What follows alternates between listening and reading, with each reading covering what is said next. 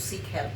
If the person does not want to help himself or herself, he will hideously and secretively go and use the internet, and that way we will not be able to help him. So making him realize why it is necessary to change and why not changing will actually devastate him completely in the long run is very important. Now, when I say self-help, sometimes, as I said, for adolescents, I think for adolescents it's very necessary that after their online classes, they must first have their laptop or their mobile phone or their online classes in a common area in the house. They must not be allowed to lock their rooms and do their classes in privacy, because we don't know what they're doing behind closed doors. And as I said earlier, having an app to track them is again, not everybody's cup of tea. So let's talk about something which is much more practical. Let us actually make them sit in the maybe lobby or in the common space in the house, where all of us can actually see and we can be aware of what the child is doing, whether he or she is actually doing online classes. Second thing is that have a very friendly relationship with the student, with the child, with the adolescent, so that you can be accessible. He or she, if he or she is facing a problem, is not scared to talk to you or you. So only when he can talk to you, or when you try to talk to him, he responds, can you help?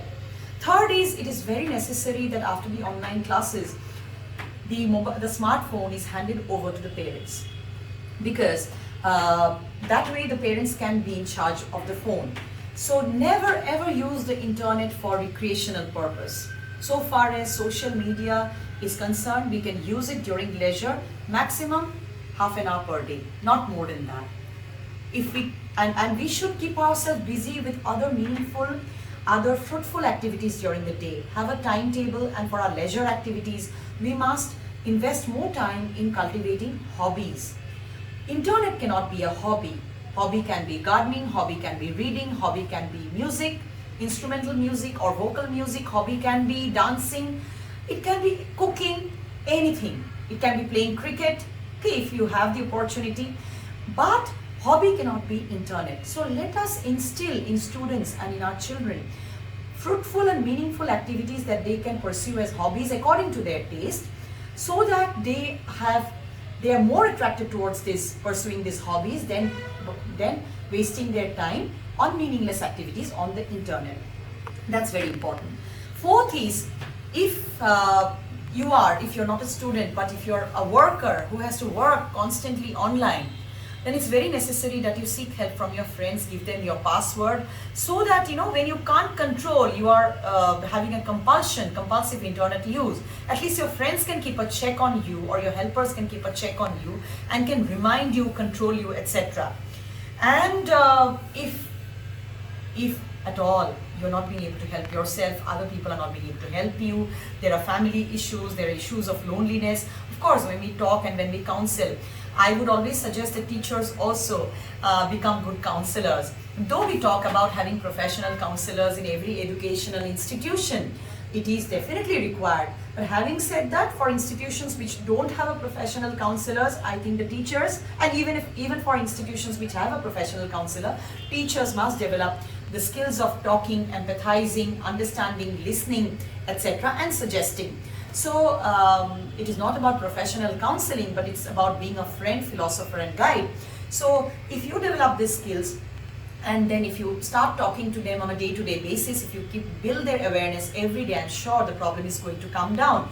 And if you feel that this person is not being able to do anything to help himself because of perhaps family dysfunctions, because of loneliness, because of their own personality issues, etc., then of course you will have to guide them to seek professional help, go to a mental health professional for help.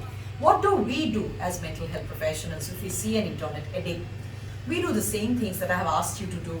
We take their history, we try to see their backgrounds, their family history, their relationships in real life, the causes of their stress. It could be educational, career related, it could be personal stress.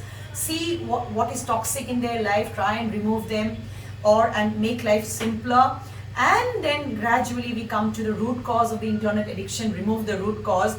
And if it has become a compulsion, or if it has become an impulse control disorder already, then of course sometimes we also go for medications. We teach them relaxation techniques, we teach them the importance of having a routine every day. We ask them in every visit how well the routine has been followed. We teach them self-discipline. We teach them self-worth. And trust me, sometimes we don't even do the talking. Sometimes just allowing them to talk and allowing them to sort their lives out also solves internet addiction along with many other problems.